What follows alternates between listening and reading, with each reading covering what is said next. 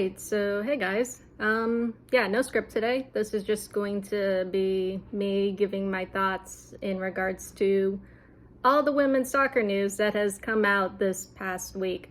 And honestly, there was a lot of news that came out in regards to women's soccer. I think one of the biggest news that may have flew under the radar is a lot of national team coaches after this Olympics. A lot of them have been fired. So Vlatko Ananovsky, as you may or may not know, he's been fired. He wasn't fired, he resigned. But that was a while ago. But this week, Pia Sundhage of the Brazil women's national team, she was fired. Vera Pauw of Ireland, she was let go. I think Colombia's women's national team head coach was also let go. Yeah, there was just like quite a few coaches, a lot of coaches resigning after the World Cup. Interestingly enough, Martina Voss-Tecklenburg, yeah, she's still here. She still hasn't resigned. It's interesting because Alex Popp actually did an interview earlier this week and she was asked if she thought Martina Voss-Tecklenburg should continue as the German national team head coach. And Popp, I really liked her answer. Popp was basically said that she and the players, they have no decision-making power. It's up to Martina if she wants to stay in charge of the national team. It's up to her if she wants to continue, and it's also up to the federation as well. And Popp basically kind of concluded this interview saying that it seems like she is going to continue as the German national team head coach for the time being. Of course, I already written an article in regards to Martina Voss-Tecklenburg, the German women's national team, because honestly, I actually like the German women's national team a lot. They kind of grew on me. They kind of grew on me when I was covering them in the Euro. Like I was covering England and Germany in the Euro, and I actually really liked Germany, the German national team. The players are really cool. Lots of talent on the German national team. It's just when it comes to Martina Voss-Tecklenburg, I don't like. This is just my personal opinion. Also, you may hear my washing machine going off in the back, not in a bad way, just washing clothes. But in my personal opinion, when it comes to Martina Voss-Tecklenburg, with the talent and players on the German national team, I don't think she's the right coach for this team. Like, there's so many talented players on the German national team. Lots of young players, lots of young talent coming up on the national team. It just seems like the players need guidance. They need like a really good coach to get all that out of them, to get all that talent and all that experience with Popp and, the older players out of them. Like, this is a team that should be able to win Euro trophies, Olympic medals, World Cups, and the fact that they couldn't even make it out of the group stage is just shocking. Anyway, I'm probably just going to leave it at that. Like, that was just a very interesting interview. I'll leave the article in the description below. Honestly, I just really like how Popp does interviews. I kind of just really like this particular interview because you really get to see Alex Popp's experience as a leader and captain. On to some, I guess, weirder news. Last week I did a video talking about Luis Rubiales, the Spanish Football Federation, being really dumb. All the support that's come out for Jenni Hermoso. More people and more teams and clubs are coming out in support of Hermoso, which is great. But there's also been some more news coming out in regards to Rubiales and the Spain Football Federation. So Rubiales' mother, I guess you can call her Senora Rubiales, she decided to go on a hunger strike earlier this week. She did it because she wanted Jenni Hermoso to confess to lying. And we all know Hermoso, she wasn't lying, Jenni wasn't lying. But still, Rubiales' mother went on a hunger strike. She locked herself in a church for 3 days, and then on the third day, She rose again. Sorry, I couldn't help it. She required medical attention because obviously she's a much older woman and her body needs nutrition. And when it doesn't get that, when her body doesn't get nutrition and food, it's going to lead to, harm. Anyway, I hope she's okay. Like, I hope she is able to get food. I hope she is able to make a full recovery. And I hope she doesn't go through with this again because, like, we all know Rubiales, he did it, and he's just not taking accountability for what he's done. And honestly, she shouldn't put her health at risk for this guy who can't even take responsibility or accountability that he himself has done wrong.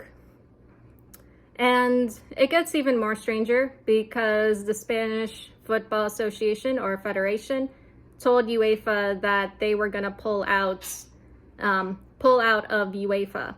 And it's pretty funny because if you're not a fan of Real Madrid and Barcelona, who often make it to the Champions League, a lot of people were like, okay, good. But anyway, UEFA got back to the Spanish FA and said, so we received your request to pull out of UEFA. We looked it over and we're denying your request to pull yourselves out of UEFA. Yeah, I just thought that was really funny. Then on Friday, September 1st, Rubiales once again continues to not take accountability, continues to gaslight, and continues to deny. He came out and then said, he then called the kiss or the assault mutual and consensual, which, yeah, we all know it's not.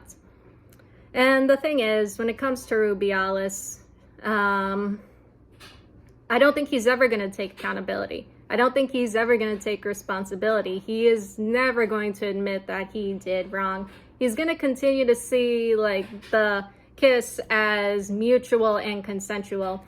And if you guys think he's going to, I guess, come out and say that he was wrong, I kind of have some bad news for you. The thing is, when it comes to Rubiales and even Jorge Vilda, a lot of people want them gone, obviously. Like, I want them gone too. But I think there's a bigger issue at hand. And that issue is the fact that there are people enabling Rubiales and even Vilda's behavior. There are people enabling this behavior, and that's a problem. Because we get rid of Vilda, we get rid of Rubiales, but then you have to think, who are we going to be replacing them with? The person that we replace those two with could be even worse than Rubiales and Vilda. That's the biggest question that we have that's the biggest question that I have, is who's replacing them? They could be just as bad. And it's very interesting because it made me think of the NWSL investigations. I don't know if you guys remember the NWSL investigative report, but it revealed that there were abusive coaches in the NWSL. Hell, I even covered a couple. Paul Riley, Rory Dames, Elise Lahu, and a few others. I just can't remember their names. But the thing is, when it came to Paul Riley and even Rory Dames, there were people in power that knew he and Rory Dames were abusing players, but they did nothing about it. The reason why Paul Riley was allowed to continue was because they thought he was a great coach and could win games, but he was still abusing players. And as for Rory Dames, he was allowed to continue because he was Arneem Whistler's best friend.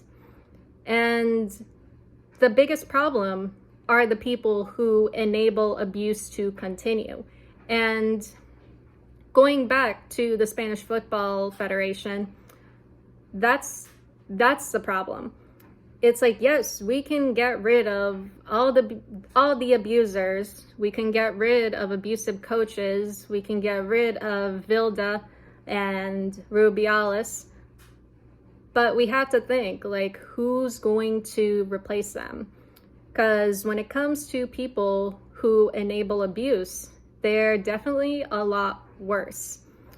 They're definitely a lot worse because they're allowing it to happen. They're allowing it to go unchecked or unmarked. And yeah, that's something that we had to look out for. So once again, this whole thing with the Spanish Football Federation is very messy. There's been some weird things going on, obviously. But yeah, I don't know what's to come. There's just been, all last week, there was just like news coming out in regards to the Spanish Football Federation. Anyway, I think I'm just going to leave it at that. So I didn't want to leave you guys with all that. That was a bit of a heavy note. So I wanted to end on something lighter and more positive, I guess. But as you may or may not have known, Aitana Bonmati has won or been awarded UEFA Women's Player of the Year. And Ruesha Littlejohn had a very interesting response to that. She posted this, basically. I guess making a pass at Bonmati, considering Ruesha is single now. I actually didn't think this was real. I thought this was something you could see on TikTok. I thought a TikTok fan made this because, yeah, I don't really cover it. I don't cover it on my channel because it's not really something I talk about, but I'm very aware of the shipping that goes on in women's soccer. I'm very aware of the fan fictions and stuff, and I just want you guys to know I'm coming for you fan fiction writers. Yeah, I'm actually going to be reading a fan fiction story on my channel, so that's something to look forward to, I guess. Anyway, Ruesha posted this, making a pass at Bonmati, but I think someone needs to tell Ru that Aitana Bonmati is, quote, straighter than the Virgin Mary. Anyway, that is all I have for you guys today or tonight, and I'll see you all in the next one. Later.